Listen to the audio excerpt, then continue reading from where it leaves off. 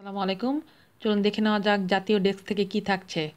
ফেসবুকে পরিচয়, প্রেমের টানে নবীগঞ্জের তরুণীর কাছে প্রবাসী সিরাজ।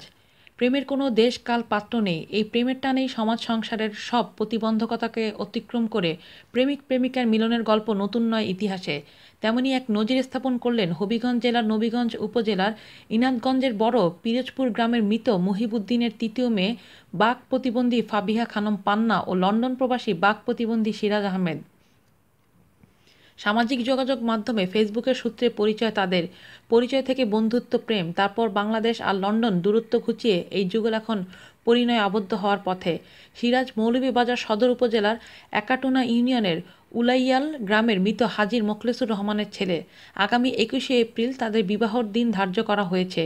সিরাজ পান্না প্রেমের সফল পরিণতির এই গল্প এখন নবীনগর ও মৌলভীবাজারে চমক লাগিয়েছে। সিরাজ আহমেদের চাচাতো ভাই মৌলভীবাজারের জেলা যুব সংস্থার সভাপতি আলিমুদ্দিন হালিম বিবাহের সত্যতা নিশ্চিত করে জানান, প্রায় ২ বছর ধরে ফেসবুকে মোসা ফাবিহা খানম পান্নার সঙ্গে পরিচয় হয়। এরপর দুজনের মধ্যে বন্ধুত্ব গড়ে ওঠে। এক পর্যায়ে পরস্পরকে ভালোবেসে ফেলেন তারা। দুজনই বাক প্রতিবন্ধী। পরে তারা দুজনই সিদ্ধান্ত নেন বিয়ে করার। গত ৪ দিন আগে সিরাজ লন্ডন থেকে মা ও ছোট ভাইকে নিয়ে দেশে আসেন। এসে দুই পরিবারের যৌথ উদ্যোগে বিয়ের দিন ধার্য করা হয়। আজ এই পর্যন্তই। সবাই ভালো থাকবেন আর আমাদের চ্যানেলটি অবশ্যই সাবস্ক্রাইব করুন। আল্লাহ হাফেজ।